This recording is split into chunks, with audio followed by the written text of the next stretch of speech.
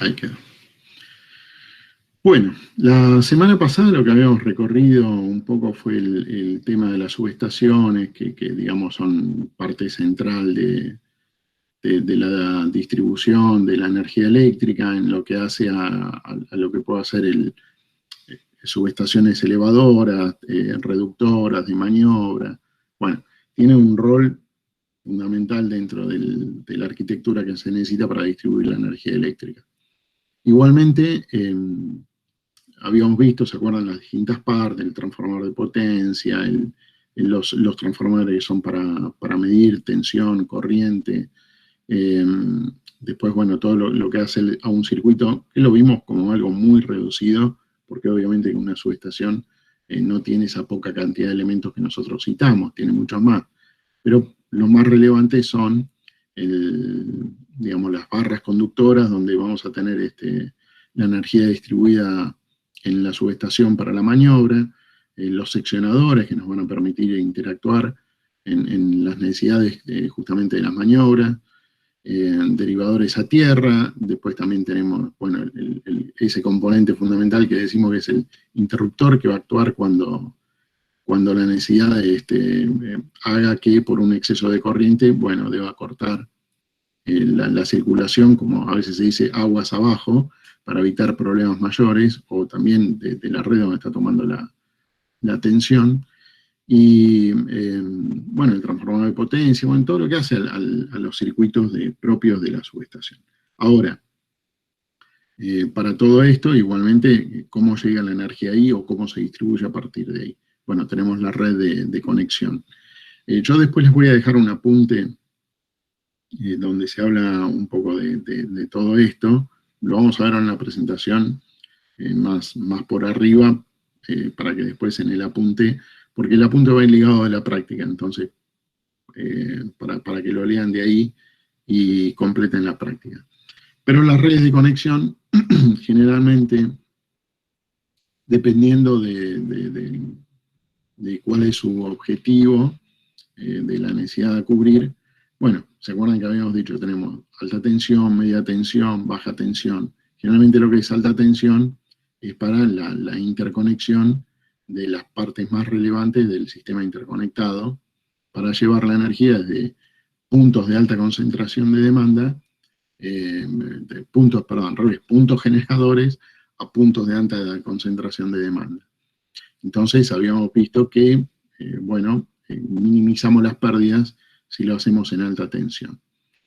De alguna manera, esa es una parte de la red, donde después vamos a tener la distribución en media tensión, ya para poder armar toda una subred, donde vamos a poder abastecer puntualmente las necesidades, ya sea para poblados o industria. Y después la red de baja tensión, que es la que en definitiva termina llegando digamos, a cada domicilio particular, por decirlo de una manera, ¿no? Donde ya estamos distribuyendo a la tensión usual con la cual trabajamos, estamos, digamos, en nuestro domicilio. Bueno, igualmente nosotros cuando arrancamos habíamos dicho, bueno, un esquema general, obviamente súper resumido y súper acotado. Bueno, pero en la realidad lo que nosotros contamos es con un esquema, lo que llama un esquema unifilar. Nombramos un esquema unifilar para representar con una única línea, independientemente de que ya sabemos que las tensiones vienen en las tres fases, que después más adelante cuando hagamos la parte de generadores, vamos a ver por qué tres fases. Pero bueno, todavía no entramos en la parte de generadores, con lo cual por ahora sabemos que son tres fases, después veremos por qué. Pero la realidad es que en este esquema reducido que tenemos a la izquierda, lo ideal es trabajar de alguna manera ordenado con lo que se denomina un esquema unifilar. ¿Qué tenemos en el esquema unifilar? Bueno, una representación de la red, donde vamos a tener, a través de una interconexión con líneas, conocer cómo está armada esa red, tener una aproximación a cómo está armada esa red. Entonces, en el esquema unifiliar que nosotros disponemos, por ejemplo, en el sistema argentino de interconexión, yo después lo voy a subir como parte también del material de esta clase, y también va a ser utilizado para la práctica. Bueno, ahí tenemos toda la red de todo el sistema. Incluso la red... Profe, Sí. ¿es beneficioso que toda la red esté interconectada o sea, por qué lo hicieron? Eso todavía no me cierra. O sea, si yo tengo una central que genera, qué sé yo, para Mendoza, ¿no? ¿Por qué tiene que llevar electricidad hasta Gran Buenos Aires? Bueno, en principio por la distribución geográfica, eh, recordás, bueno, no sé si ahora por ahí estaría piola sino verlo, pero hay un mapa que muestra el CAMESA, hay un mapa que muestra CAMESA en función de los requisitos de energía. O sea, por un lado tenemos la generación de energía, la distribución, ya está.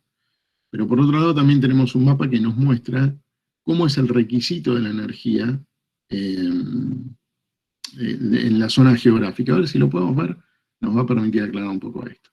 Pero a lo que voy es, vos me preguntabas si es recomendable. Bueno, en principio hay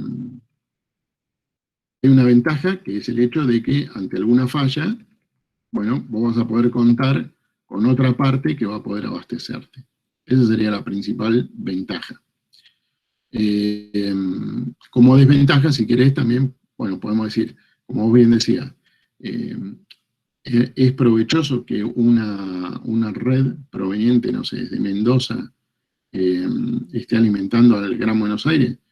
Y bueno, la realidad es que, provechoso o no, el sistema lo permite. Por ahí tenés la ventaja, como decía, de que ante alguna caída de alguna central, puede estar abastecida por otra, y nadie se va a enterar en Buenos Aires. ¿Sí?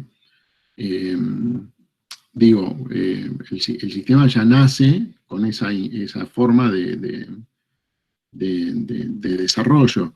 Antes no estaba interconectado. ¿Y qué problemas o ventajas tenías? Bueno, la generación de la electricidad en una determinada zona dependía de los recursos con los que contaba. Entonces era muy probable de que en una zona la energía cueste un determinado dinero y en otra zona cueste otro dinero, para mayor o para menor.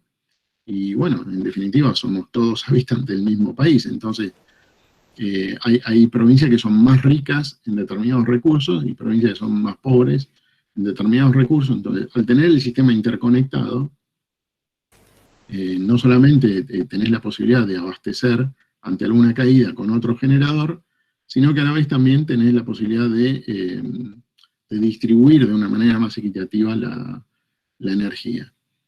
Porque cuando hablamos de distribuir la energía, no estamos hablando de que generarla es gratuito. Generarla tiene un costo. Entonces, de la misma manera que las provincias se ven favorecidas por esa distribución equitativa, también deben participar de manera proporcional en los costos para la generación. Ese es más o menos lo que sería la ventaja. Eh, Ahora, si Sí. pensamos en... estoy buscando, yo lo que pasa es que estoy hablando y estoy buscando también el esquema, a ver si lo encuentro. Si pensamos también a ver acá, este era. Si pensamos también en lo que se viene, por decir de una manera, eh, hay algo que se denomina red inteligente, donde lo ideal ahí sería que podamos generar la energía cercana a los lugares donde la estamos consumiendo. Entonces, de esa manera, minimizamos más todavía las pérdidas por ejemplo, por efecto Joule, por efecto Corona y todo ese tipo de pérdidas que ya veremos. Pero bueno, eh, todavía no está el país completamente desarrollado para poder tener generación de energía más próxima a los lugares donde se consume. Hay algunas características que son así, ya las vamos a ver, pero, pero no está completamente desarrollado con esa característica. Bueno, estaba buscando no lo encuentro, che. Ahora no lo encuentro, a ver. Mm, mm, mm. Pues es un gráfico interesante, donde se puede ver en tiempo real el consumo, ¿viste? Bueno, a ver si lo encuentro en esta página. Ahí le paso el link, profe. Dale. Pero, ¿sabes cuál te digo, no? El que está en la... El que muestra a Argentina y cuánto le compramos a Uruguay, y el otro, el gráfico de... Entre ese link que mandé recién, creo que es ese. A ver. ¿Le compramos electricidad a Uruguay? ¿Y viceversa? No sé si Uruguay, me parece que En este Raro, momento pensé que le pasaba. Paraguay nos estaría dando ahora Brasil y energía. Paraguay, pero Uruguay me parece que no. Nosotros le solemos proveer, pero no... Espera, ¿dónde estoy? En Salto Grande creo que le proveemos a una parte de Uruguay, ¿no? Espera un toque. Y en parte creo que es porque está compartido, ¿no? Es un convenio. Sí, lo que pasa es que... Sí. A ver. Claro, esta a ver, la de camisa. Ahora entiendo. Abajo de todo está el gráfico tipo de barra. No es de barra exactamente, pero...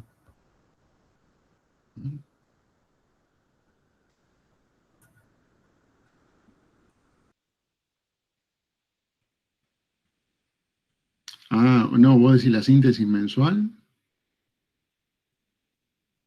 ¿Que aparece ahí abajo? No, este es el gráfico que dice la cantidad que estamos demandando de energía, Ah, con la actual, la de ayer, la semana pasada y la prevista. sí, no, ese, pero no, el que yo estaba buscando es otro, a ver si ya lo encontré y es este.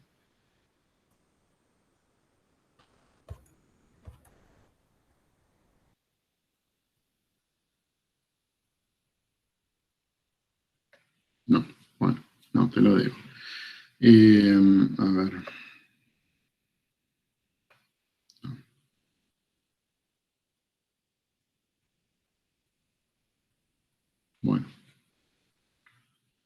Bueno, te lo debo, pero, a ver.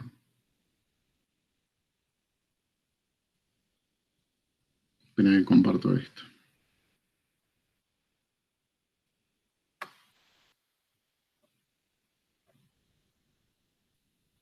¿Dónde estoy? Acá. Che, es difícil ser youtuber en vivo, la verdad. Te la regalo. A ver, presentar.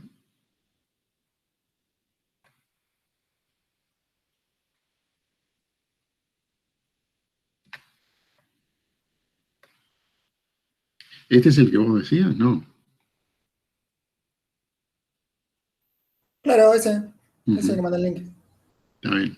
Sí, esto creo que lo habíamos visto la vez pasada, que es la demanda con cada franja horaria, en base a las estadísticas, lo previsto, lo de la semana pasada, lo de ayer.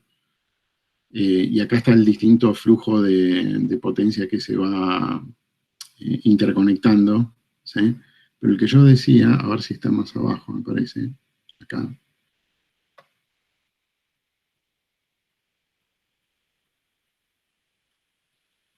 Es este. Bueno, este habla de la densidad de potencia instalada. También que en el país hay, digamos, acá lo estamos viendo a una escala, no sé cuántos kilómetros arriba, ¿no? Después si vamos bajando. No, actualizó. Hay más centrales que esta que se ven acá. Porque después también tenemos centrales térmicas que están desparramadas por todos lados, pero bueno, este es más o menos graficando la densidad de potencia instalada, es como que podemos tener una idea. Supuestamente se está viendo un mapa ahora porque yo no lo veo. No me digas, pará, entonces estoy mal. A ver. No se ve. Dice nuestros sitios de interés. Ahora sí. Ahora sí. Bien. Bien.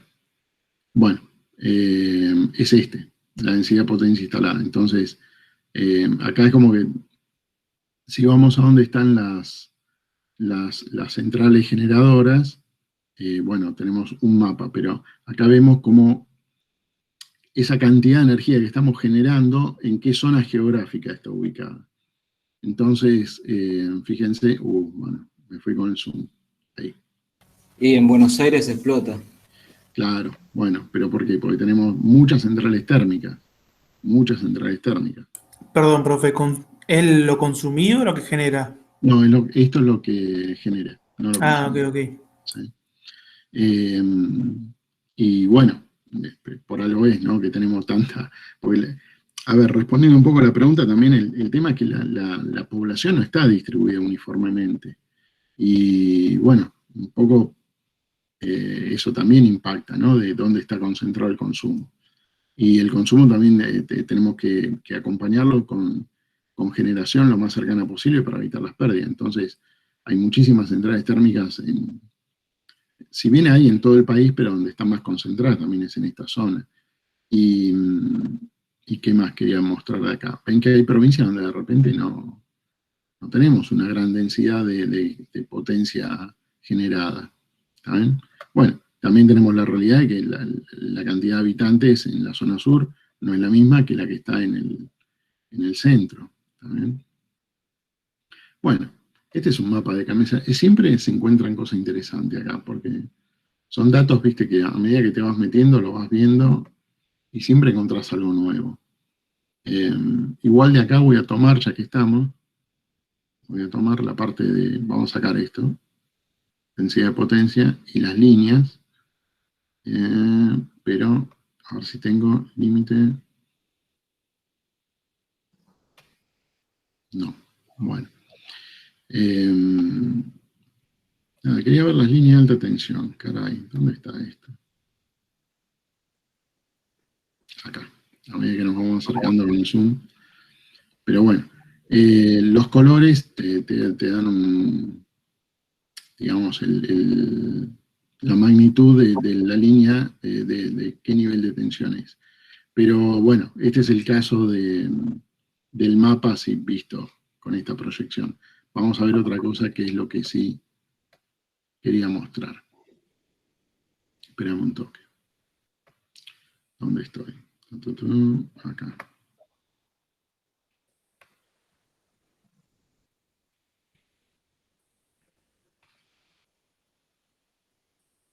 A ver, este.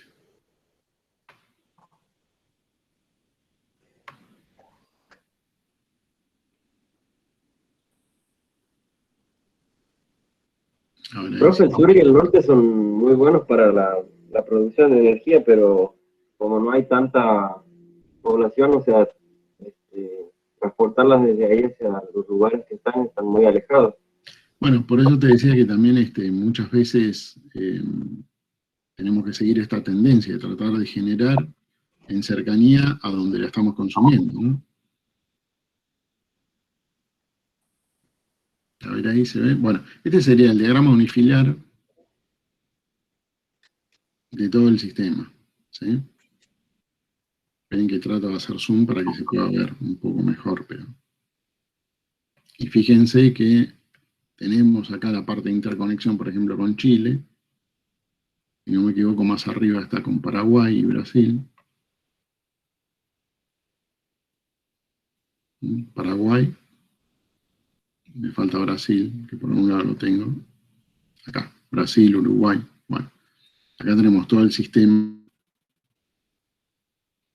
de interconexión. No solamente lo nuestro, sino también la interconexión con los países limítrofes. Hay veces que conviene comprar energía a Brasil por algún motivo particular y bueno, a veces se hace.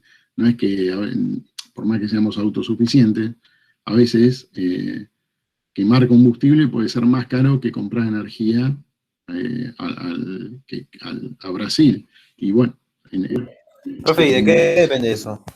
¿De qué depende si es más caro o más barato? Y, a ver, hay como, no sé si, bueno, ahí podemos volver a esta pestaña, la pestaña que me había pasado acá. En este momento que en Uruguay estaba todo barato, ¿bajó el precio de la energía también? No respondo, no es que no responde a eso, pero digo, vos para generar energía térmica tenés que quemar combustible. sea combustible líquido o gaseoso. Tenés que quemar combustible. Bueno, el combustible tiene un costo. Por otra parte, también es un recurso limitado, ¿no? Entonces también se da esta dualidad. Puedo decir, bueno, pero nosotros tenemos pozos petrolíferos y recuperamos combustible. O tenemos pozos gasíferos y recuperamos gas. O tenemos ese bien como es el gas. Sí, estamos de acuerdo. Ahora, el tema es que, como también habían dicho recién, no es lo mismo transportarlo desde el sur, que, viste, ahí hay un costo en el transporte. Después, sacarlo de pozos también tiene un costo. Después, la empresa que hace todo ese desarrollo, o mismo Argentina, si querés pensarlo como país exportador, también puede encontrarse en una disyuntiva de decir, che, ¿me conviene quemar el combustible o venderlo? Porque si tengo recursos para echar mano, sin necesidad de quemar el combustible, bueno, la energía va a ser más barata y voy a tener una ganancia con la venta. El caso, por ejemplo, bueno, recién hablamos de comprar la energía a Brasil. Bueno, pero puede suceder con Brasil, con Paraguay, con las centrales hidroeléctricas, que tal vez tengan un costo energético más barato que lo que sería quemar combustible. Entonces, puede darse la circunstancia donde por un periodo de tiempo conviene comprar energía a los países limítrofes y no quemar el propio recurso que tenemos nosotros. Por eso, digamos, el trabajo de CAMESA es un trabajo nosotros, yo lo digo figurativamente, estamos tranquilos en nuestra casa, disfrutando de la electricidad, de los beneficios de este mundo moderno. Pero CAMESA tiene un trabajo 24 horas al día, 7 días a la semana, 365 días al año, donde justamente está analizando todo este balance, porque no se olviden que la energía generada no la podemos almacenar. Hay algunas formas de que sí, ya lo vamos a ver, pero digo, acá es como que vamos atrás del consumo, segundo a segundo, o sea, estamos viendo por dónde va el consumo para saber que contamos con los recursos para poder abastecerlo. De hecho, digamos, en el piso, en la base de la generación, a ver si lo encuentro, eso, porque también estaba piola verlo. Un segundo. En la base está la energía que es más barata de producir, que en principio es la energía eléctrica que viene en las centrales atómicas. ¿Por qué? Porque un generador, una vez que está encendido, un generador atómico me refiero, una vez que está encendido, ya está, puede empezar a generar, obviamente va a consumir combustible, el combustible nuclear, pero digamos, no es una máquina que se arranca y para continuamente, ¿no? Una vez que arrancó, ya sabes que tenés energía. ¿El combustible del generador atómico es la energía nuclear? El combustible son pastillas se lo llama pastilla porque en realidad una vez que están procesadas tienen forma de pastilla. De hecho hay una unidad donde tenemos que ver la parte de generación de energía nuclear. Pero si querés nos adelantamos un cachito. Se trabajan con minerales enriquecidos, minerales que son radiactivos, como es el uranio o el plutonio, y bueno, son minerales que en un estado, digamos, son los elementos, uno de los elementos más pesados, por decirlo de una manera, dentro de la tabla periódica de los elementos. ¿Por qué decimos que son pesados? Bueno, porque tiene una cantidad, cada átomo tiene una cantidad de protones y de neutrones, que son prácticamente los que más protones y neutrones tienen dentro de los materiales que conocemos. Se lo conoce como materiales inestables también, ¿no? O elementos inestables. Bueno, son inestables justamente porque van desprendiendo de su núcleo, van desprendiendo neutrones y después llega un momento donde también se desprenden protones. Entonces, ¿qué sucede? Eso a nivel subatómico ocurre desde hace millones de años. De alguna forma, es también como el material atómico, si tomamos digamos, toda la masa de materiales que existen en la Tierra, es nada, es el 0,03% de los materiales que existen en la Tierra, pero la energía que nos pueden entregar es tan alta que a pesar de ser tan poca, tampoco el material existente sigue valiendo la pena buscarlo y explotarlo. Entonces por eso también existen las minas donde se hacen extracciones de estos materiales y después el procesamiento. Porque ¿qué pasa? Uno puede encontrar un material de esta característica, como el uranio o el plutonio, pero así en su estado natural no sirve, hay que procesarlo para disponer después de esto que denominamos la pastilla de combustible. Entonces, hay toda una industria, hay una industria minera para la búsqueda y la extracción, hay una industria también para el procesamiento, y después también hay una industria justamente con la fabricación de los generadores para poder emplazarlos en los lugares donde se solicite, ¿no? Ahí también la Argentina va a la saga de algo con ese proyecto que se llama Proyecto Karen, que está ahí en la zona de Zárate también. En Salta hay mucho uranio, ¿no? La verdad, ¿de dónde están las minas de uranio? Te la debo. Es una buena pregunta, no tengo fresco en la cabeza dónde están las minas de uranio. Me suena más para el lado de la cordillera, sí, Salta, Jujuy, toda esa zona, digamos, cordillerana, no sé, Mendoza, Neuquén, San Juan. No sé dónde están la mayor cantidad de minas de uranio. Después viene también todo un tema con lo que es la explotación en sí, la extracción, por toda la contaminación y demás, pero bueno, es un recurso. No sé cómo llegamos al tema del uranio y de la energía atómica. ¿Cómo llegamos hasta acá? Porque yo le pregunté qué utilizaba como combustible un generador atómico. Bueno, en realidad lo que termina sucediendo ahí es que ese desprendimiento de estas partículas subatómicas, vos podés, de alguna manera, para hacerlo sintetizado, vos podés regularlo. Entonces, una vez podés, digamos, provocarlo, y a la vez que lo provocás lo podés regular. Cuando se te va de la mano es cuando tenemos los problemas como lo que pasó en Chernobyl, ¿también? Pero vos podés regularlo. Entonces, eso termina desprendiendo calor. Ese calor, en definitiva, terminamos transformando esa energía de desprendimiento de esas partículas subatómicas que por colisiones que se dan entre sí, colisiones que son obviamente a nivel subatómico, no las podemos ver, pero por esas colisiones que se dan entre sí terminan despidiendo energía calórica. Esa energía calórica, bueno, la terminamos recuperando en una caldera, y esa caldera, obviamente, con el calor va a generar presión, y con esa presión descargamos esa presión sobre una turbina, y en esa turbina tenemos movimiento cinético, y ese movimiento cinético mueve un generador, y con el generador tenemos la energía eléctrica. O sea, hay como algo indirecto, no es que generamos la energía eléctrica partiendo o directamente desde la parte atómica. Hay toda una Profe, el reactor se basa, digamos, en el balanceo de la radioactividad y la no radioactividad, ¿no? Digamos, el control. Es como se basa en el... y desexcitar el reactor constantemente. Claro, se basa en el hecho de decir, a ver, qué tan controlado tengo, si lo tengo que trasladar a un auto, qué tan controlado tengo las revoluciones del motor, ¿no? Entonces, no lo tengo que tener a bajas revoluciones para que no se apague, y tampoco lo tengo que tener a altas revoluciones para que se me vaya de mambo y me termine causando un problema. Entonces, se basa en eso. Pero, ¿qué sucede? Una vez que inició. Una vez que arrancó. Entonces, por eso decimos que ahí ahora enganché, porque habíamos llegado hasta acá. Porque una vez que arrancó ya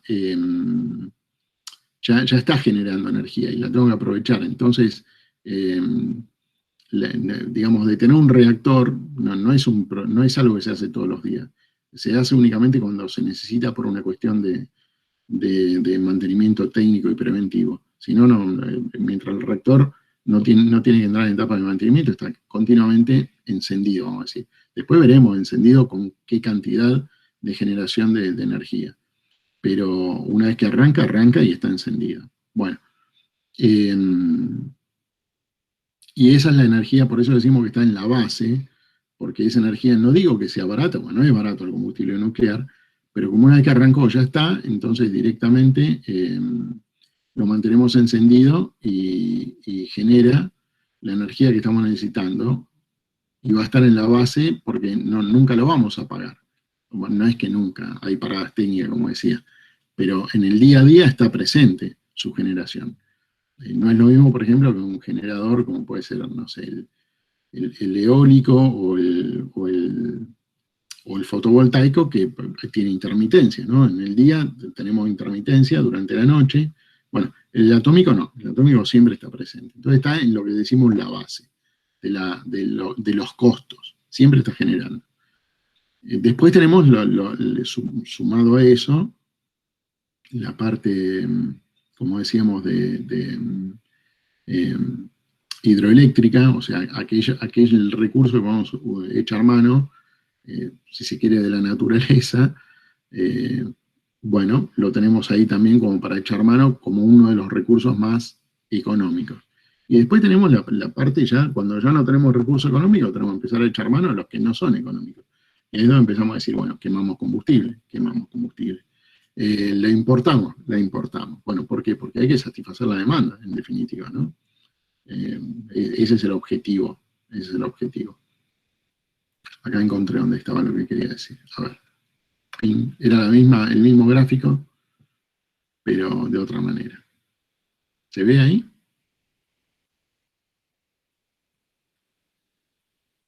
¿Sí? ¿No? Sí, profe, se ve.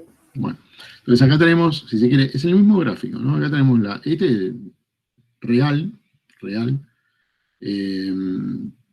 tiene obviamente un poco de atraso, porque fíjense que ahora estamos a las 20:03 y la última novedad es de la 19:35, ¿no? Pero bueno, estamos más o menos en la, digamos, no es el diario de ayer esto, es de hace media hora. Entonces, fíjense, acá está la demanda de energía, como bien se nombraba recién, con la demanda en rojo tenemos la del día de hoy, en verde tenemos la del día de ayer, lo que fue la semana anterior y lo que estaba previsto. ¿Qué significa lo que estaba previsto? Bueno, el SADI, el Sistema Argentino de Interconexión, a través de CAMESA, ya tenía previsto echar mano de los recursos para cubrir una demanda estimada, prevista, en esta que está acá en color rosa, que sería esta curva que se ve acá, ¿no? Donde, tal vez podemos decir, no lo sé, porque yo no soy un experto en todas las variables que intervienen, pero creería que en función de la temperatura que estamos teniendo para esta época del año, y con la previsión que había para el día de hoy, fue un día dentro de todo benigno para la generación de energía eléctrica, o la demanda de energía eléctrica. O sea, estamos demandándole menos de lo que se hubiera esperado en base a las previsiones según las estadísticas.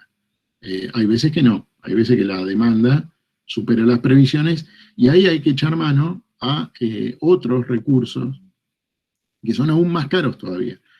O sea, hay generadores que entran en función solamente cuando es necesario, y bueno, echar mano de ese recurso tiene otro costo más caro también, pero bueno, hay que cubrirlo. Bien, este mismo gráfico que lo tenemos así, dispuesto en función de la demanda, lo podemos ver en función de la generación. Y bueno, acá ¿qué tenemos? Pero lo que yo les decía, en la base tenemos la nuclear. Esta energía nuclear está siempre en la base, ¿sí? Fíjense que más o menos tiene un nivel continuo, no es que está entregando más o menos energía como son otros tipos de generadores. ¿Por qué un nivel continuo? Bueno, pues para bien o para mal tenemos una determinada cantidad de centrales, no tenemos más, y son las centrales que están trabajando y están generando, como decíamos, ¿no?, en una forma regulada. Tampoco podemos exigir a las centrales un sobreesfuerzo de manera innecesaria, porque también vamos a poner en riesgo la vida útil, o vamos a anticipar un mantenimiento programado. Que de hecho los mantenimientos programados, depende de cuáles son, pueden ser una parada de semanas o de meses. Entonces, siempre también, digamos, es un recurso al cual como todos los recursos, hay que usarlo de manera racional. Bueno, después de la base tenemos esta parte, que es la parte térmica, ¿no? Todo lo que estamos quemando, fíjense, toda la demanda, la gran franja, esta que está acá en naranja, es quemar combustible. La gran franja es quemar combustible. Y después tenemos la hidráulica, en color celeste, la hidráulica. Bueno, la hidráulica acompaña la demanda, y fíjense, por ejemplo, que en este momento le estamos pidiendo más esfuerzo a la hidráulica, que es lo que se hubiera pedido en otro momento. Fíjense la amplitud que tenemos en la generación que le estamos solicitando a la hidráulica respecto, por ejemplo, no sé, de esta parte del día, ¿no? De las 5 de la mañana. Bueno, y después tenemos la renovable que también, la renovable ahí la tenemos con, energía tanto solar como eólica. En este momento sería energía eólica, ¿no, profe? Y en este momento seguramente es energía eólica, porque ya la solar... La energía eólica en este momento está superando la energía hidráulica. Sí. No, como hidráulica. No, superando. No. Está... No. Bueno, y después la suma de todas nos da el total, que es esta franja roja que se ve acá arriba. ¿Sí? Bueno, esto es una cobertura minuto a minuto de CAMESA y del Sistema Argentino de Interconexión. ¿Sí?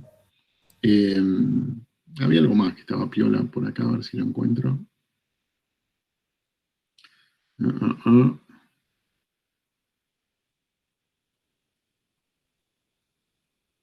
a ver, bueno, pensé que podía verlo sencillo, pero no. No, tampoco. Bueno, entonces sigamos, retomemos, ¿no? El diagrama unifilar, donde decíamos, bueno, tenemos toda la parte de la red. Los colores nos van a representar los niveles de tensión.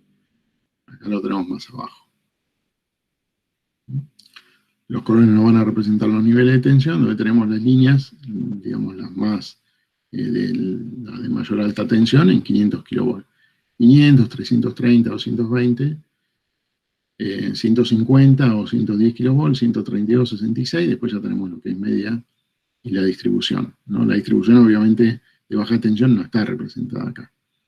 Bueno, y después tenemos también, esta piola, a ver este gráfico, porque tenemos también para los distintos generadores, de qué son cada uno de esos generadores, ¿no?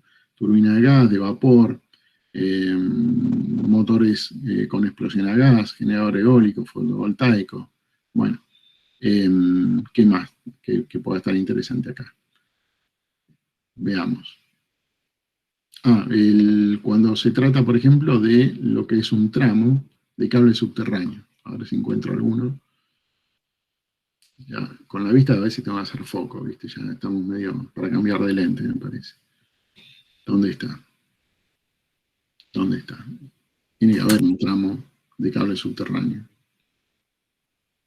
Acá. Ahí, profe, en el medio. Ahí. ¿Sí? Bueno, el cable subterráneo se lo dibuja cuando hay un tendido, que no es aéreo, sino que es subterráneo. Bueno, se lo dibuja con unas rayitas, así como se ve acá, a ver si lo puedo ampliar. Igual, profe, abajo decía que el cable subterráneo se representaba con una línea negra también. No, ahí estaba la línea negra indicando que, fíjate que era una línea negra con rayitas. Acá, eso es una referencia. El tema es cable subterráneo y el color te dice también de qué nivel de tensión es este cable subterráneo. ¿Me explico? No, este cable subterráneo, el azul, si no me equivoco, ¿cuál era el azul? Pero bueno, no quiero ahora perderme. 110 creo que era. 110. Para abajo derecho, cosa de no perderme en la ubicación. Bueno, no estaba. A ver. Ahí, acá. El azul es 132 kV, ¿sí? Y el marrón, 66. ¿Vale? Bueno, vamos, creo que estaba por acá. Ahí. Ahí y para arriba. Ahí y para arriba. Vamos que llego. Bueno, acá tengo otro, es lo mismo. O es el mismo, no sé. Bueno, entonces en azul. ¿Cuánto habíamos dicho que era azul? 132K. Bueno, 132. Entonces estos tramos entre estas dos subestaciones seguramente, bueno, seguramente no, es de 132 kilovolts. Y este tramo que habíamos dicho, bueno, ya no me acuerdo, ¿no? ¿Cuánto era? 66 kilovolts, me parece. Sí, 66 kV, ¿verdad? 66. Bueno, ese tramo también, tenemos un tramo de 66 kilovolts. Bueno, y así, acá no, acá tenemos un tramo más largo de 66 kilovolts. ¿No? Fíjense, acá estamos cerca, mirá, todo esto, bueno, cerca. Yo estoy al menos en San Miguel, no sé dónde están ustedes, yo estoy en San Miguel. Y esto es la fábrica Fiat. Pero es Fiat de, si no me equivoco, esto es zona de Buenos Aires, ¿no? O no, puede ser esto Córdoba, pues mira, hasta Cura Brochero. No, dice Santa Rosa Caramuchita, profe, así que es Córdoba. Esto es Córdoba, Cura Brochero, Caramuchita. Entonces la fábrica de Fiat de Córdoba. ¿Saben? Bueno, este sería el mapa completo. La verdad que Camesa hace un lindo laburo porque lo actualiza, no lo actualiza todos los días, pero lo actualiza. Generalmente en diciembre aparece una versión nueva con todas las novedades del mapa. Y bueno, volvamos a la presentación y después volvemos otra vez al mapa. La presentación, ¿no? Esto de andar switchando. Por eso te viste a veces cuando en la tele dicen gracias al director, a los cameraman, claro, porque es todo un laburo. Si pueden andar switchando todo, ¿viste? En vivo, siendo hombre orquesta, se complica. Estoy presentando, dejar de presentar. Listo, ahora van a presentar, otra vez la presentación. Acá, listo, compartir. Ahí está. Bueno, entonces yo tomé un pedacito del mapa completo, ¿no? Para dar una idea. Esto que siempre hablábamos, hacer un esquema, una representación, bueno, en la realidad tenemos un diseño que se lo llama esquema unifilar, donde está todo en función de qué. Bueno, en función, por ejemplo, de los distintos niveles de tensión que vinculan cada uno de los puntos, donde vimos, como recién lo acabamos de cachar, y acá también está el ejemplo, los cables que son aéreos y los que son subterráneos. ¿Saben? Pero bueno, no termina todo acá, porque el SADI también lo que nos brinda es tener el esquema unifilar, tal cual lo acabamos de ver, el esquema unifilar por propietario, o sea, por aquellas, no se olviden que el sistema, digamos, está privatizado, entonces tenemos a cada uno de los actores, ¿se acuerdan que habíamos visto los actores del mercado eléctrico? Bueno, tenemos a cada uno de los actores interviniendo. Entonces, cuando decimos actores, que son empresas que hacen cada cual una labor, una o más, porque hay empresas que generan y distribuyen, y hay otras que se dedican a hacer solamente una parte de la generación, y otras que se dedican solamente a una parte de la distribución. Bueno, entonces también hay un esquema donde podemos verlo por propietario. Y después tenemos lo mismo acabamos de ver, un esquema unifilar, pero ya georreferenciado. O sea, en un esquema unifilar está todo, recuerden el esquema unifilar se lee de arriba para abajo, y de izquierda para derecha, ese sería el orden correcto como para poder interpretar un esquema. Bueno, pero en el esquema georreferenciado no. En el esquema georreferenciado tenemos lo más fiel posible de las ubicaciones en su ubicación geográfica. ¿Saben? Bueno, entonces, esto es lo que veíamos recién, yo ahí lo mostré recién en lo que tengo del SADI, pero está también en la presentación.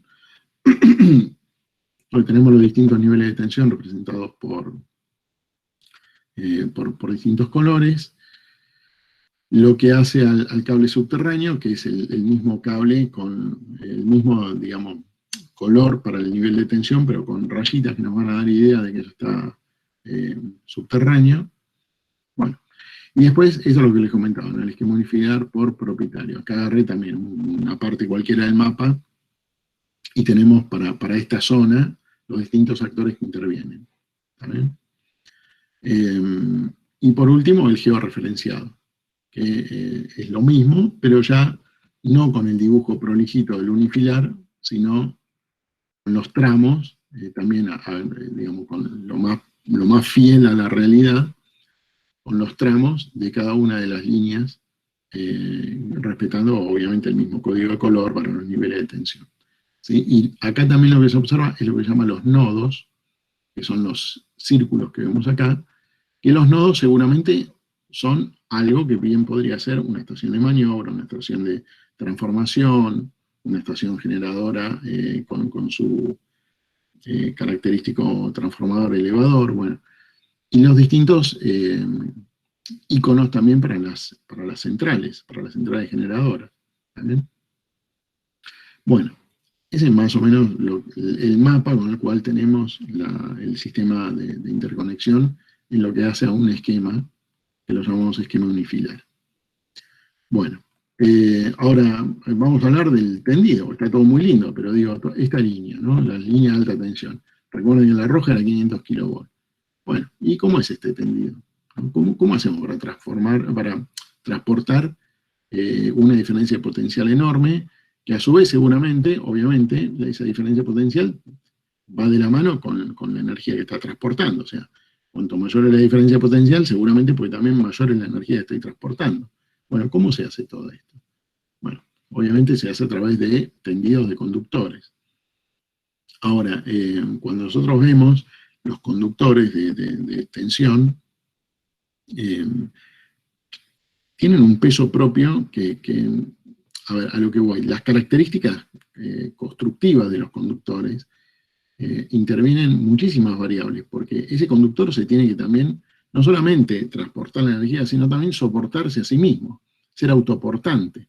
O sea, ese tendido que yo voy a tener entre dos extremos, dos torres que lo van a sostener, bueno, son kilos y kilos, ya vamos a ver algunas características, kilos y kilos de ese material, con lo cual, de alguna forma lo tengo que construir para darle esto que denominamos el ser autoportantes. O sea, no solamente que el conductor sea en sí conductor, sino que también pueda soportarse a sí mismo, que no se quiebre, que no se parta, ¿está bien? Entonces, la estructura que con el correr, digamos, de los estudios de ingeniería se ha logrado optimizar para el transporte de la energía eléctrica, bueno, es una estructura que sigue más o menos esta regla, ¿no?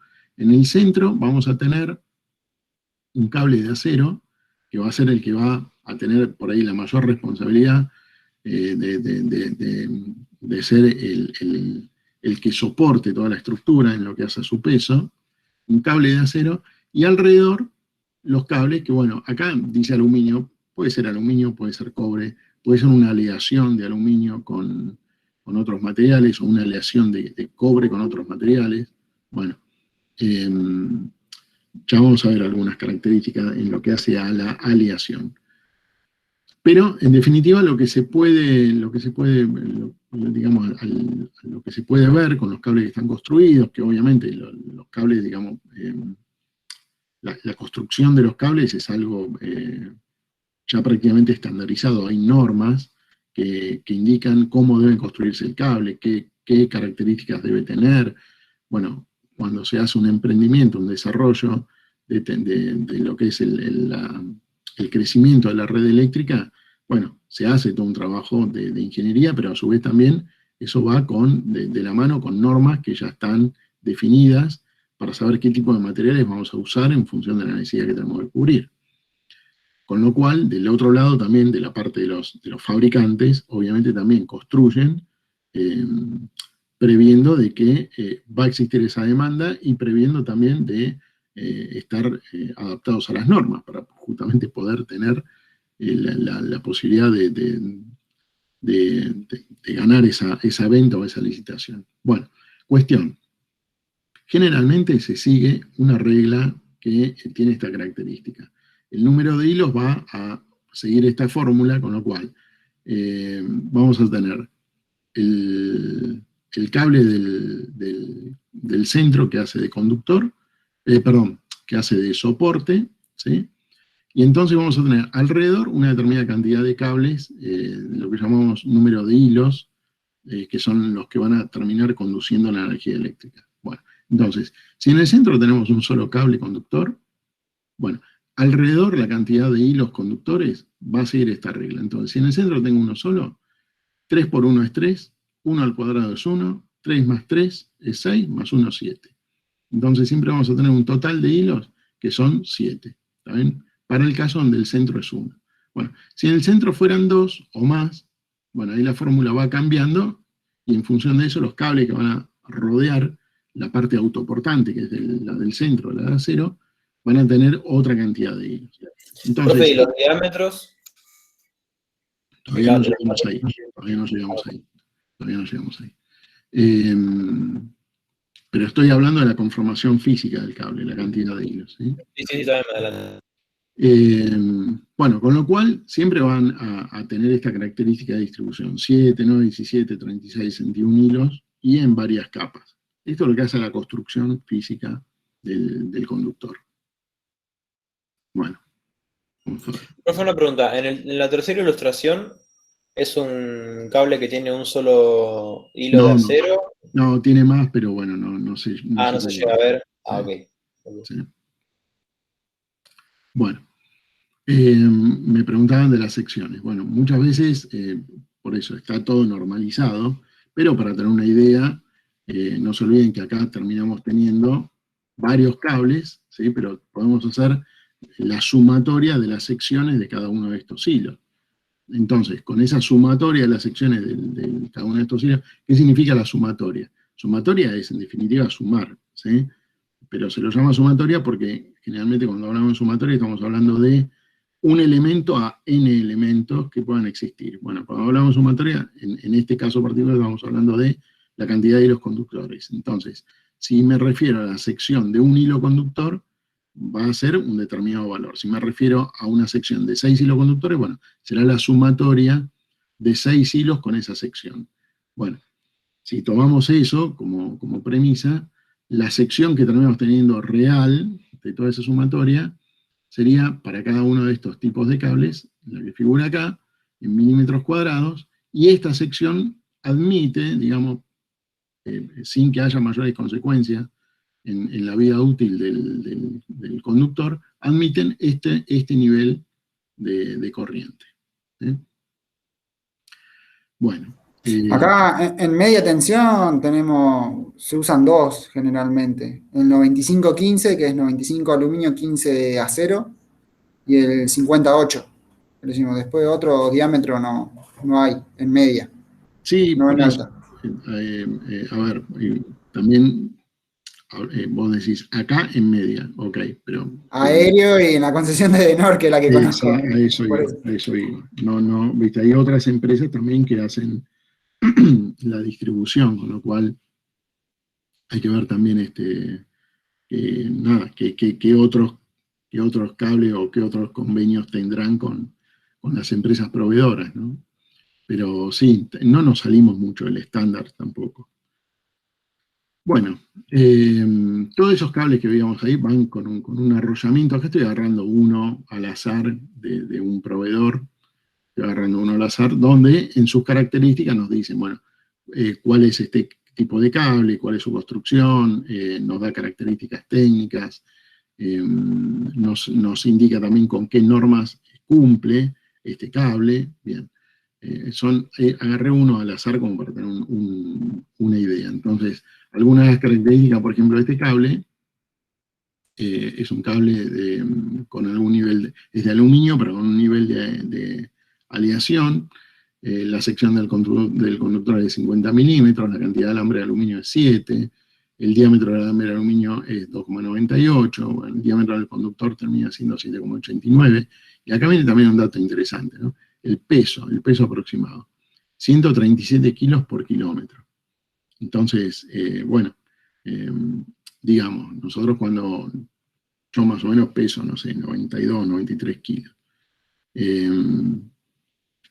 El viento siempre sopla con más fuerza a medida que estoy a mayor altura.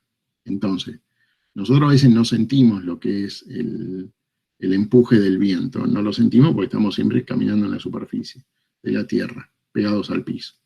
Pero si tuviéramos la posibilidad de estar más elevados, sentiríamos también ese empuje que tiene el viento. Entonces, bueno, son materiales que digamos, en una extensión, una suma de determinada cantidad de kilos, bueno, tiene una presencia. Y un viento que para nosotros puede ser imperceptible, para estas estructuras no es tan imperceptible. Ya lo vamos a ver un poco más adelante. Pero bueno, una característica interesante, el peso. Peso por kilómetro. ¿Está bien? ¿Cuántos kilos en un tramo de 1 kilómetro? Porque en definitiva también las torres que van a tener que soportar esta estructura van a tener que sostener ese peso, ¿verdad? Otra característica interesante, la cantidad de, la resistencia máxima del conductor, ¿sí? La resistencia también viene de la mano de otras características, más allá de que la resistencia está dada por la resistividad que tiene el material y por la sección y la longitud que tiene. Esa sería la definición exacta de la resistencia, pero esa sería la simplificación, porque después hay otros factores que intervienen también, como es la temperatura. Un material a una temperatura tiene una determinada conductividad, y otro material, ese mismo material, a otra temperatura menor o mayor, va a tener otra conductividad. Entonces, siempre se hace el estudio a una determinada temperatura, para poder comparar cada uno de los materiales con las distintas aleaciones que pueda tener y demás. Entonces siempre decimos, bueno, tomamos la resistencia a 20 grados, la resistencia a 20 grados, ¿no? Con todo lo que hace a lo que hablábamos de la resistividad en función de la sección y de la longitud y demás. Pero bueno, considerando eso, la resistencia a 20 grados para este material que tomé como ejemplo sería de 675,5 milésimas de ohm por cada kilómetro.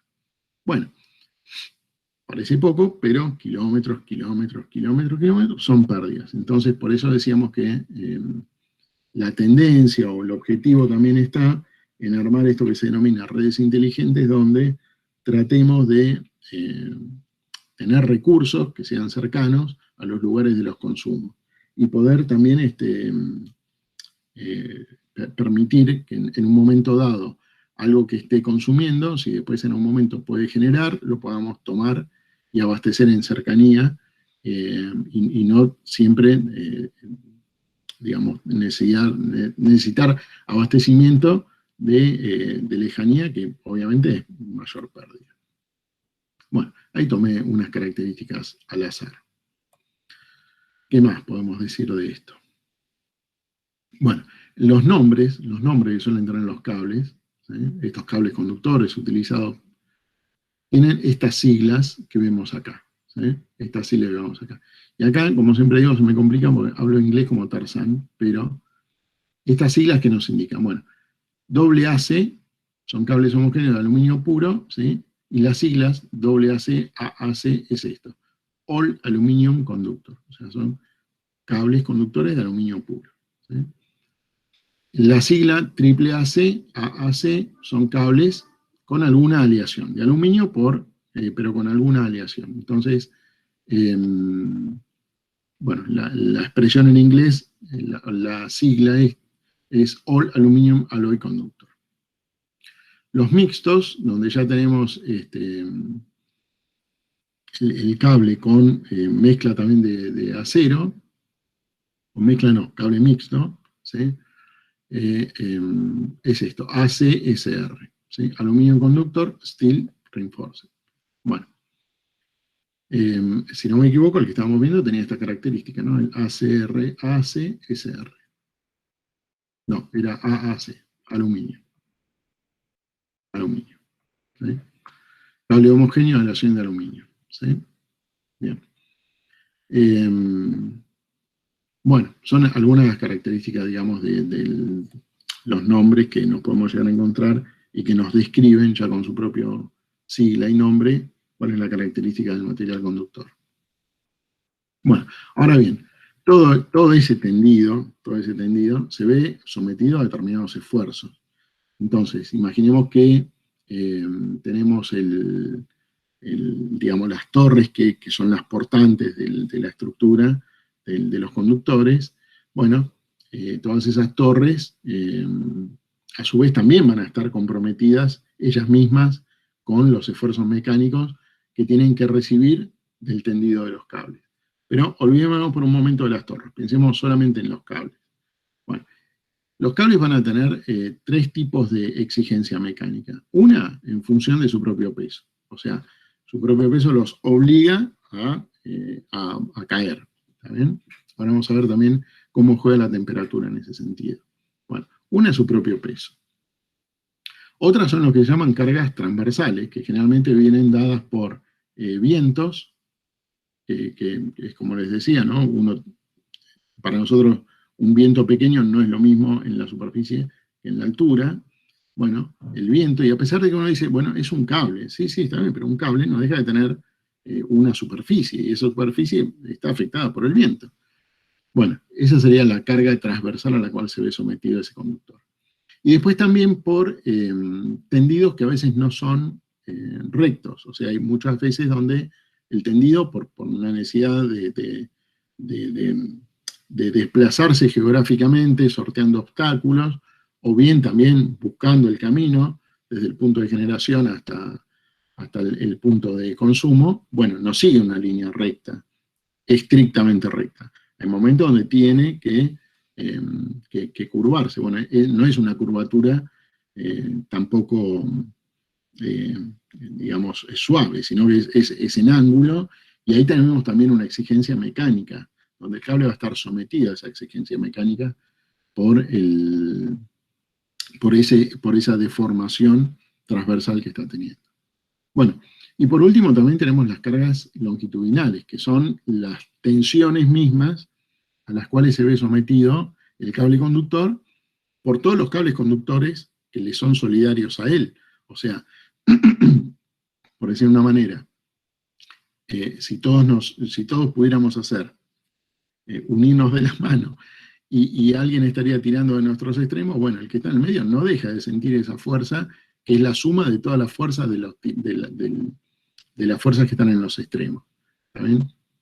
Lo mismo ocurre con el cable. Entonces, en la composición de todas esas fuerzas, dejamos para la ingeniería cómo se resuelve, cuál es digamos, la estructura mecánica de este cable conductor más apropiada para esa zona geográfica, en función de del recorrido que deba hacer, la cantidad de viento que sabemos que esa zona geográfica tiene, de los niveles máximos y mínimos donde sabemos que hay temperaturas que van a terminar influyendo. Bueno, toda esa parte de estudio que tiene que hacer la ingeniería para que en un nuevo emprendimiento podamos elegir cuál es el conductor más apropiado para esa necesidad. Bien. Entonces, también hablábamos de un esfuerzo mecánico en función de ¿qué? De la temperatura, porque no se olviden que cuando un material se ve sometido a temperatura, se produce un suceso que es la dilatación. O sea, en definitiva, la dilatación termina expandiendo el material. Puede parecer algo muy, no sé, de poca cantidad, a veces imperceptible. Sí, pero la suma de todas esas cantidades a nivel microscópico, bueno, termina siendo algo considerable. Eso es lo que después terminamos definiendo como, ¿vieron esta comba que se ve en los cables? Bueno, si tuviéramos la posibilidad de observarla con detenimiento a lo largo del día, bueno, no siempre tiene la misma forma. ¿Por qué? Porque a lo largo del día las temperaturas suben o bajan, y eso hace que el cable se contraiga o se expanda. De alguna manera, no sé si vieron en los rieles de las vías, que cada tanto hay sectores en las vías, donde cada tanto hay como una separación de unos milímetros, y un material en el medio que bueno, obra, digamos, para cubrir esa diferencia de espacio. Ahora, ¿qué sucede? ¿Ese espacio está ahí por nada o por algo? Está por algo, porque justamente cuando la temperatura del verano calienta el riel, bueno, ese riel se va expandiendo, y entonces ahí esa junta que está en el medio se va haciendo cada vez más angosta. Y con el frío ocurre todo lo contrario, se va, digamos, retrayendo, con lo cual el riel de alguna manera se hace más corto, y bueno, toda esa junta también se va expandiendo. No sé, ejemplos que puedan ver, si quieren probar de qué se habla cuando se habla de la expansión o la... En un contrapiso también pasa eso.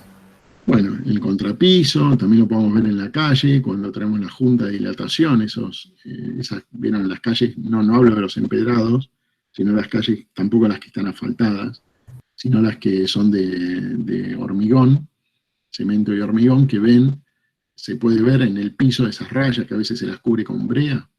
Bueno, eso se lo llama junta de expansión. ¿Por qué? Porque justamente ese material, en verano va a calentar y va a expandir, y si yo hubiera hecho, digamos, la calle sin esa junta de expansión, y lo más probable es que en algún momento algún punto frágil encuentre cómo romper esa estructura, y chau, ahí ya es tarde, porque empieza todo un efecto en cadena, con todos los autos que transitan arriba, que terminan rompiendo aún más esa pequeña fisura.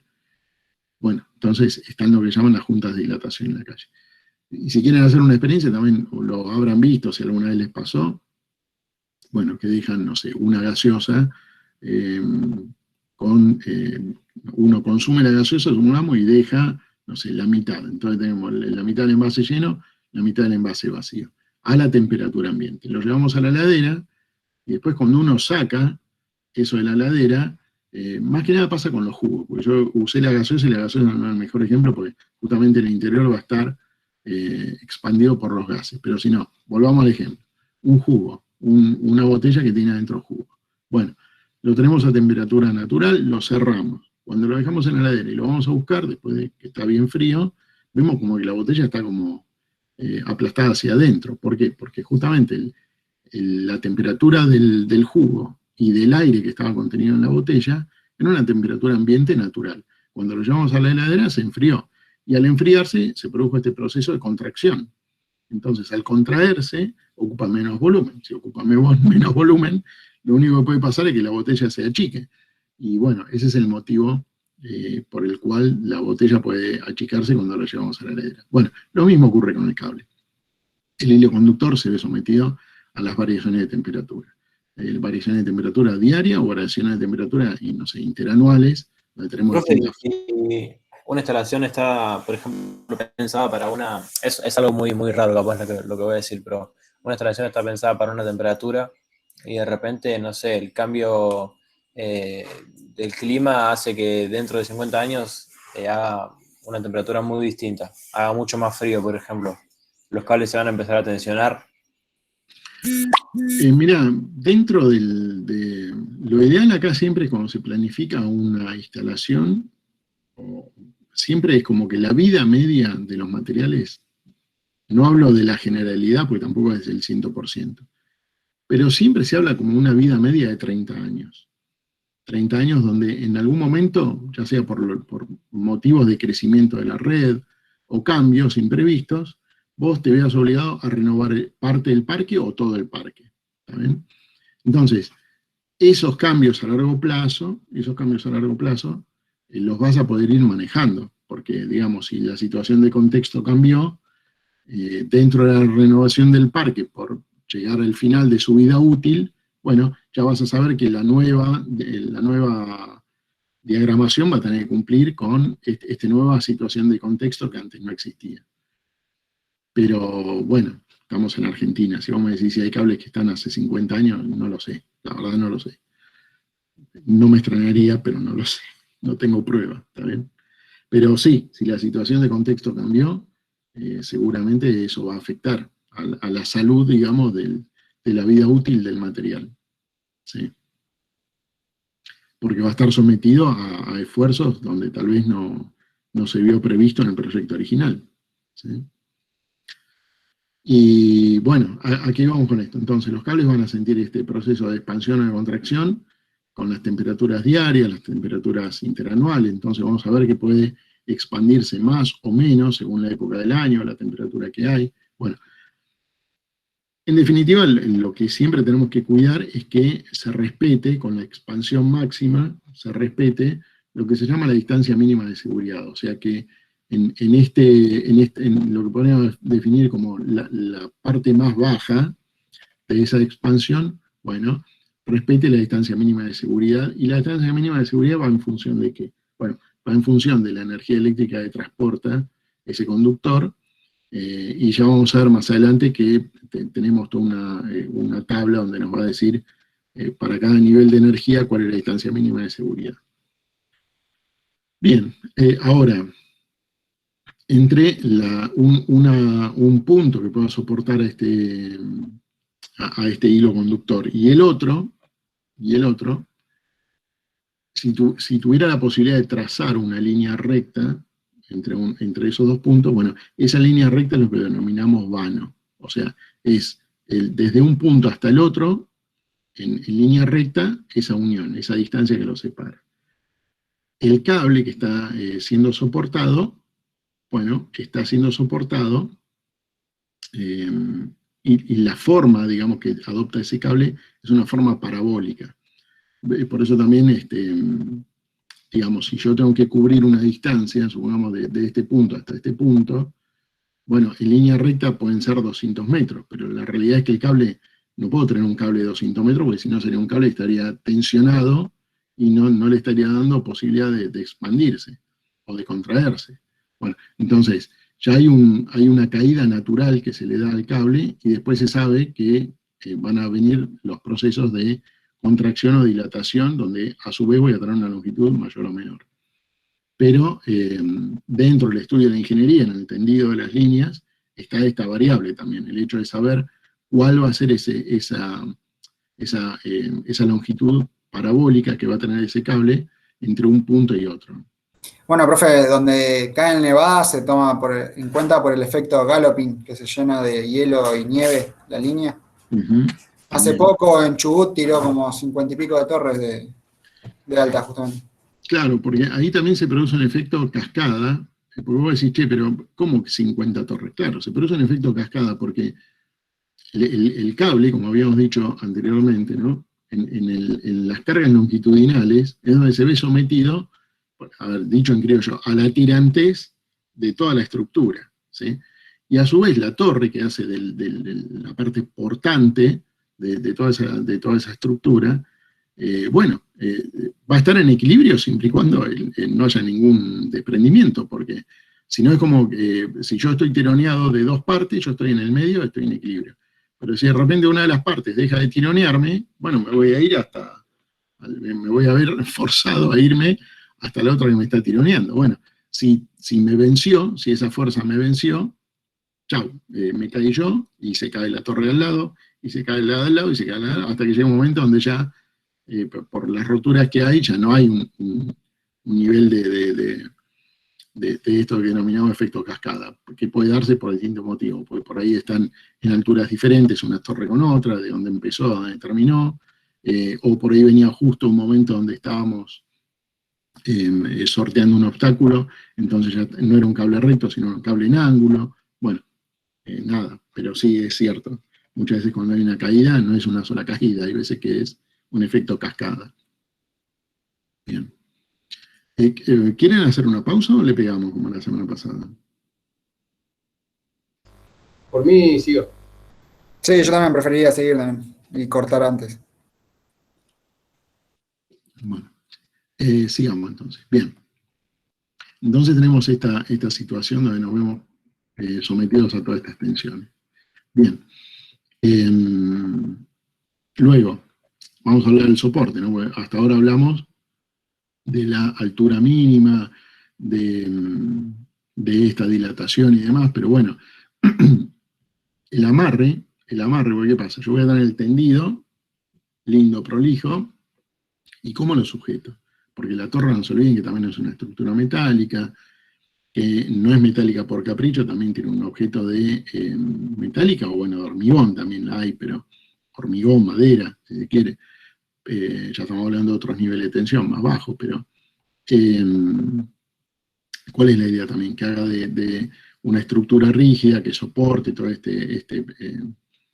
esta rigidez mecánica, y que además también sea, por ejemplo, no solamente la que soporta los hiloconductores, sino también el cable de guarda, con todo lo que implica también ser la derivadora ante un incidente de una descarga atmosférica, ser la derivadora de esa energía descargada, esperemos en el caso ideal, sobre el cable de guarda de la estructura de la torre, hacia tierra.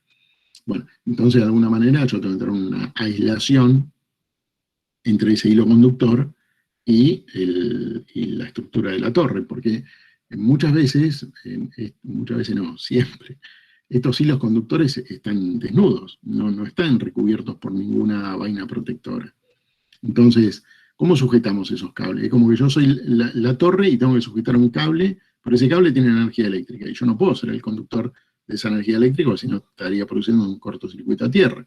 Bien, entonces ahí es donde intervienen los aisladores, y esos aisladores también se ven sometidos a soportar esa fuerza mecánica a la cual también se ven sometidos los cables. Tanto por el soporte en sí, por su peso, por estos efectos que habíamos dicho del tensamiento longitudinal, y como su propio peso vertical. Bueno, esos aisladores tienen que soportar no solamente esas exigencias mecánicas, sino también, bueno, los movimientos que pueda tener el cable como consecuencia de los vientos.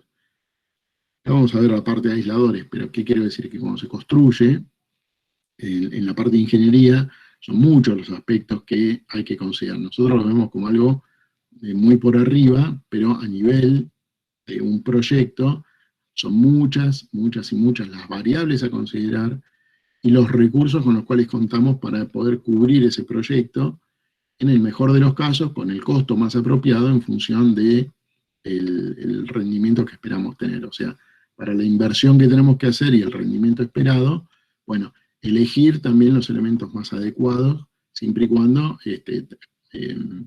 bueno, es Argentina, no vamos a dejar esas cosas de lado, pero digamos, el ideal es cubrir un proyecto con los mínimos costos, siempre y cuando que aseguremos que esos mínimos costos tampoco incurran en deficiencias de construcción para que después, en una vida muy temprana de la estructura, encontremos problemas de deficiencia y que hagan que esa red deje de ser operativa. Bueno, tampoco tiene sentido sobredimensionarlo, porque si no estaríamos incurriendo en sobrecostos que van a estar desaprovechados, ¿no? De alguna manera, si yo, no sé, tengo que dimensionar algo y no lo estoy haciendo en función de la demanda, sino que estoy previendo a largo plazo, porque sé que va a haber una urbanización o va a crecer la red por una demanda poblacional, bueno, es una justificación. Pero hacerlo porque sí, sin algo que lo respalde, nada, es un sobrecosto que no tiene sentido. Bueno, más o menos también según la característica de la tensión transportada, y esto es un corte más o menos, son las estructuras que vamos a tener según los niveles de tensión. Y según los niveles de tensión también y de las estructuras, porque no nos olvidemos el peso que tiene el cable, y todo lo que estuvimos nombrando de las tensiones mecánicas a las cuales se ve sometido, bueno, también tenemos una longitud más o menos del vano, o sea, de distancia entre torre y torre. Más o menos también tenemos una idea de cuál es el emplazamiento. Digo más o menos porque esto es un esquema, después hay que verlo esto en el mundo real, digamos, en los obstáculos que tenga que sortear, que pueden ser naturales, no naturales, naturales como puede ser ríos, lagunas, no naturales como pueden ser caminos, o bueno, si sigo con los naturales, montañas, valles, lo que fuera. Entonces, esto es una aproximación. O sea, si yo tuviera que construir algo en una superficie ideal, en una línea, en una superficie donde pueda trazar un tendido recto, sí, más o menos podría decir que esa es la longitud que va a haber entre una torre y otra. Pero en el mundo real no, porque sabemos que digamos, la geografía nos va a imponer una realidad que va a ser distinta, ¿no? Pero bueno, si así fuera, estas serían las longitudes. Con lo cual, también tenemos que considerar, cuando hablamos del transporte en energía eléctrica, bueno, el costo también del emplazamiento, o sea, de la construcción que va a tener que existir para poder hacer este transporte, ¿no? Ya estamos hablando el cable conductor, con sus características físicas, en función de todas las variables que nombramos, como puede ser la temperatura, la parte autoportante, de su propio peso, las tensiones mecánicas a las cuales van a ser exigidas. Después también tenemos que hablar de cómo lo sostenemos. Bueno, tenemos que tener los aislantes, con también una que tiene una vida útil determinada, y que tienen que soportar todas esas cargas mecánicas, más un montón de otros elementos que no estoy nombrando. La vez pasada se había nombrado, por ejemplo, creo, ¿quién lo había dicho? El amortiguador. Leandro, o Lautaro, no sé si fuiste vos. Yo, profe, sí. El amortiguador, los separadores, hay un montón de elementos que arman, digamos, la composición final del emplazamiento de la torre y el cable que está sosteniendo. Pero bueno, a grandes rasgos, si se quiere, lo nombro ¿para qué? Para que tengamos en cuenta todo lo que hace al costo de un emplazamiento. No es un tendido de un cable así, porque sí. Hay todo un costo que implica hacer este tendido. Por eso también se va a la saga de esto que decimos de tratar de generar la energía lo más cercana al punto de consumo, porque también no solamente evito las pérdidas, por ejemplo, como hemos visto, por tener que trasladar la energía a distancia, sino también porque tengo una menor estructura física que armar para poder hacer esa distribución en cercanía. Bueno, sigamos. Más o menos también, este es un esquema representativo de cuáles son los emplazamientos que se utilizan para el distinto transporte de la energía. Cada vez vamos creciendo más en altura. ¿Por qué? Porque, bueno, lo que tenemos que respetar también es lo que denominamos la distancia de seguridad de las líneas de alta tensión que estamos transportando respecto a la superficie, porque bueno, en el transporte de energía hay irradiación electromagnética y bueno, hay que respetar, por la preservación de la vida, hay que respetar de mantener estas distancias mínimas, que ya las vamos a ver. Sí. ¿Por qué hay torres que tienen 6 bornes, como si llevaran 6 líneas? ¿O para qué son? ¿Vos decís, por ejemplo, esta? Claro. Y porque muchas veces en el transporte de energía, eso va en función también del, ¿cómo decir?, del esquema de la red que estás armando. Pero por ahí vos estás transmitiendo energía no solamente desde un punto de generación, por ahí estás transmitiendo desde 2 puntos de generación, y ahí aprovechás la misma torre para transportar esos dos transportes de energía. Claro. No, como veía que en algunas puntuales sí había 6 bornes y en otras solo 3, pensé que era por alguna otra razón. No, a ver, puede también ser por eso digo, la ingeniería que hay detrás de la construcción no es sencilla. Puede ser también que vos tengas un punto generador, pero obviamente por la demanda de energía que vas a tener que te permite dar ese punto de generación, por ahí no te conviene utilizar un solo cable, por ahí te conviene, aunque sea el mismo punto generador, utilizar 2 cables para cada una de las fases. Claro, para transportarlo. ¿Me explico? Entonces, bueno, por eso, el trabajo de ingeniería que hay atrás de esto no es sencillo, no es sencillo.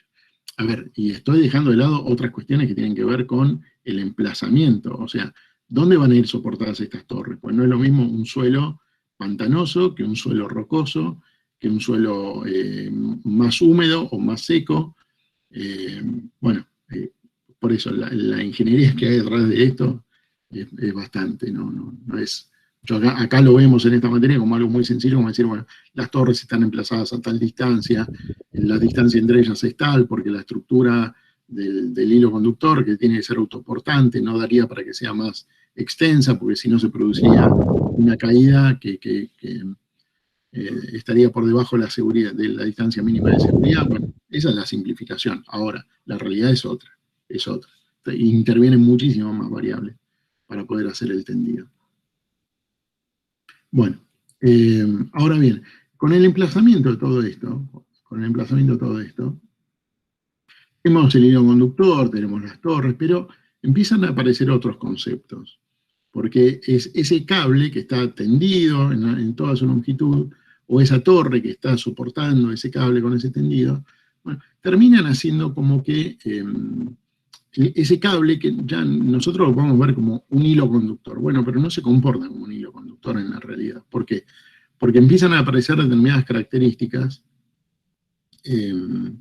por su estructura física, que le van dando como otro condimento, si se quiere, a lo que podría representar ese cable para nosotros. No sé si, bueno, no, por eso, disculpen, porque yo también no sé el contenido de todas las materias que ven ustedes en la carrera. Pero cuando hablamos de, muchas veces, de capacitores, ¿de qué estamos hablando? De elementos que pueden permitir la acumulación de energía. ¿Y cómo es que un capacitor puede permitir la acumulación de energía? Bueno, porque justamente, digamos, el capacitor ideal, si se quiere, o el modelo de capacitor son dos placas enfrentadas entre sí con un material aislante en el medio. Este material aislante es lo que se conoce como dieléctrico.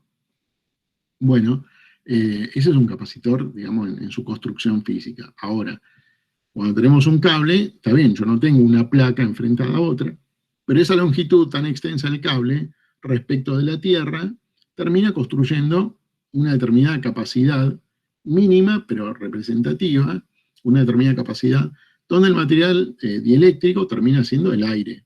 Entonces, todo eso a lo largo de un tendido termina conformando, dándole, digamos, al cable un componente más que no es simplemente un hilo conductor con una resistividad, no, es un hilo conductor con una resistividad con otras características. Entonces, cuando se lo analiza el cable, digamos ya en la parte más exhaustiva, se lo analiza como lo que se llama un cuadripolo. Cuadripolo decimos porque tiene cuatro lados, 4 polos, donde ya intervienen otras características. Por ejemplo, la resistividad del cable, sí, la resistividad del cable.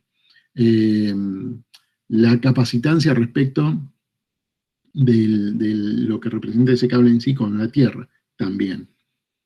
La inductancia, o sea, la inductancia es, así como el capacitor puede almacenar cargas eléctricas, un inductor puede almacenar energía en un campo magnético a su alrededor. O sea, la circulación de corriente a través de un conductor genera a su alrededor un campo magnético.